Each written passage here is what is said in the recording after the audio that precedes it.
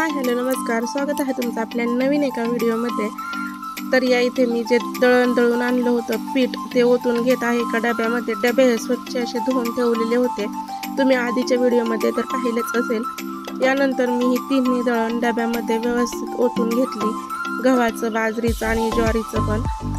या इथे 9:15 वाजले होते, माझा फक्त स्वयंपाक झाला होता कारण की 3 डबे जायचे होते, एक मिस्टरांचा, एक साईचा आणि एक सासूबाईंना रानात जायचं होतं, त्यामुळे त्यांचा डबा सुद्धा झाला। आणि बाकीची कामे तर सगळी तशीच होती, पण शाळेमध्ये दिंडीचा कार्यक्रम होता, त्यांनी 10चा टाइम दिलेला होता आम्हाला। आणि सकाळीच लवकर उठून जो रस्ता आहे तो झाडलेला आहे, प्रत्येकाने ज्याच्या त्याच्या दारात जो रस्ता आहे तो झाडला।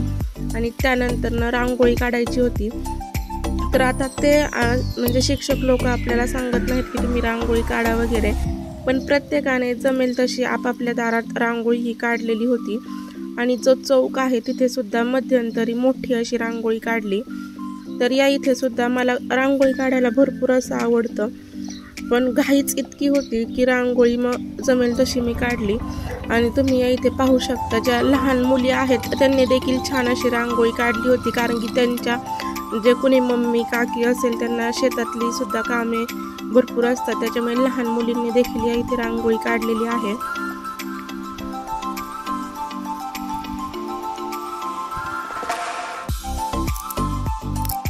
तर आता शेत म्हटलं की म्हणजे शेतातूनच ट्रॅक्टर वगैरे आले की रस्त्यावर घाण जमा होते, माती वगैरे पडते, मग प्रत्येकाने आपापल्या दारात स्वच्छ असं झाडून देखील घेतलेलं होतं आणि रांगोळी देखील काढली। त्यानंतर पाट ठेवून, कारण की जे विठ्ठल रुक्माई असतात त्यांच्यासाठी पाट ठेवला होता। मी देखील घरातील मग सगळी कामं आवरून घेतली आणि हे असं छानसं ताट तयार केलं होतं ओवाळण्यासाठी, कारण की माहीत होतं एकदा बाहेर गेलं की उशीर होतोच, त्यामुळे घरातली ही सगळी कामे आवरली। आणि त्यानंतर मग शाळेत गेलो। यावर्षी साई ह्या शाळेत नव्हता, पण तरी देखील जाणं आपलं काम आहे, कारण की आम्ही वस्तीतच राहतो त्याच्यामुळे। आणि ज्याचे मुलं या शाळेत आहेत ते देखील पालक या इथे आलेले होते।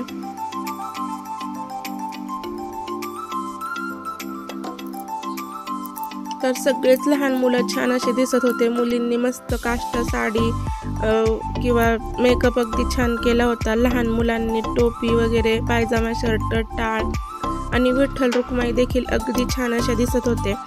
त्यानंतर पालखी निघाली, ती म्हणजे शाळेतून थोड्या अंतरापर्यंत ही पालखी लहान मुलांनीच घेतली आणि तिथून पुढे मग भरपूर लांबचं अंतर जायचं होतं, त्यामुळे मग जे मोठी मंडळी आहेत वस्तीतली त्यांनी देखील पालखी घेतली।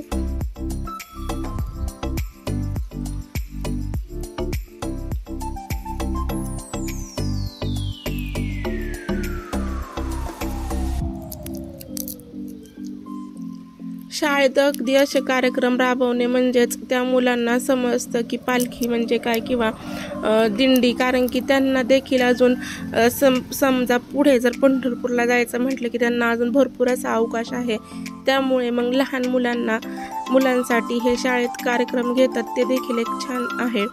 यानंतर प्रत्येकाच्या दारात दिंडी गेल्यानंतर तिथे त्यांनी औक्षण केलं आणि खाऊ वाटप सुद्धा करण्यात आली।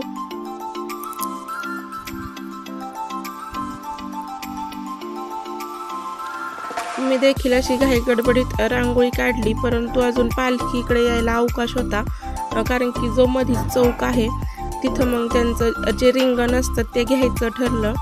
रिंगण म्हणजे काय, तर जे विठ्ठल रुक्माई आहेत ते मध्ये थांबणार आणि त्याच्या कडेने मग जे मृदंग असो किंवा टाळकरी असो ते पळणार। आता जे मोठ्या पालखीमध्ये रिंगण होतं ते वेगळं, आणि हे देखील लहान मुलांचं रिंगण असं छान असं इथे घेतलं होतं।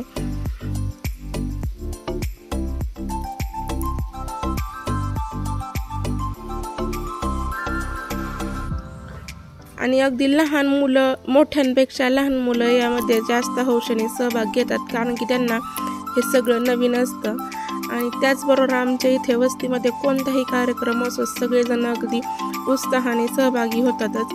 आता या इथे तुम्ही पाहू शकता, लहान मुलांचं रिंगण झाल्यानंतर ज्या महिला आहेत त्यांनी देखील रिंगण घेतलं, अगदी वयोवृद्ध असो किंवा तरुण, सगळेच्या सगळे या इथे सहभागी होत होते।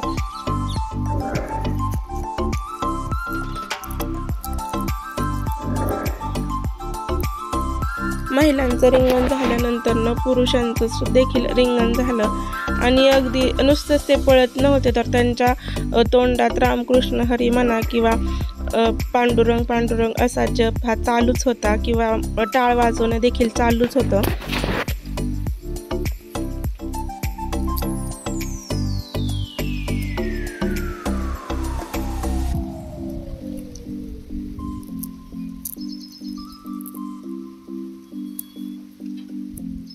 जशी पालखी पंढरपूरची असते तशीच पालखी प्रत्येक शाळेमध्ये राबवण्याचा सगळेजण प्रयत्न करतच असतात. आता तिथून पालखीचं प्रस्थान झालं आणि मग आमच्या इथे आमच्या घरी दुसरं कोणी नसल्यामुळे मग मी एकटीनेच यांची पूजा केली, विठ्ठल रुक्माईची.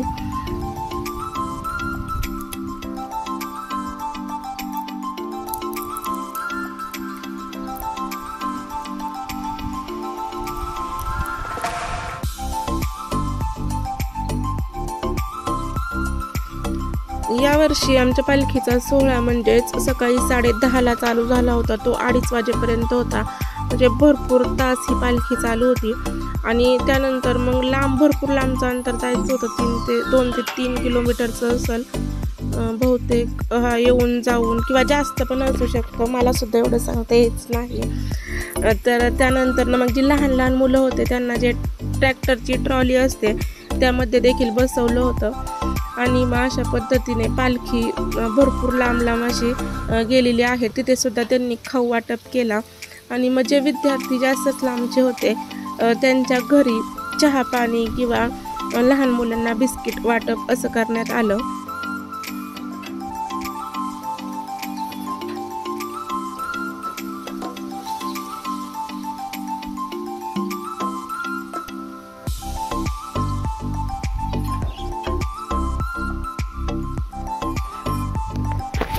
पुढचं जास्त मला शूट घेता येत आलं नाही, तरी सुद्धा बरेचसे लहान मुलं किंवा जी वयोवृद्ध माणसं आहेत त्यांनी देखील पालखीसोबत डान्स करत किंवा नामघोष करतच ते पुढे चालले होते.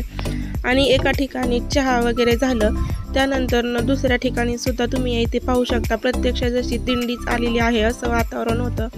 तर तिथे पण त्यांनी लहान मुलांना म्हणा किंवा सगळ्यांनाच बुंदीचा नाश्ता दिला होता. तसेच चहा आणि लहान मुलांना खाऊ वाटप सुद्धा त्यांनी केली.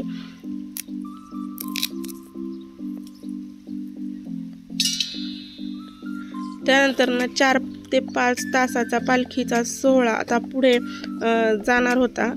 तिथेच काळूबाईचं मंदिर देखील होतं, तिथं सुद्धा आम्ही पाया पडायला गेलो, कारण की एरवी इतक्या लांबीनं होत नाही. मग आल्यासरशी देवीचं देखील दर्शन घेतलं आणि तिथून पुढे मग पालखी पुढे प्रस्थान झाली. म्हणजेच शाळेकडे येण्यासाठी अक्षरशः 4 ते 5 तासाचा हा सोहळा खूप छान झाला आणि शाळेत आल्यानंतर सगळ्यांनाच भात सांबार आणि बुंदीचं असं जेवण ठेवलं होतं. तर असा आजचा छोटासा व्हिडिओ होता. तुम्हाला जर व्हिडिओ आवडला असेल तर व्हिडिओ नक्कीच लाईक करा, शेअर करा आणि सबस्क्राईब करायला मात्र विसरू नका. व्हिडिओ पाहिल्याबद्दल धन्यवाद.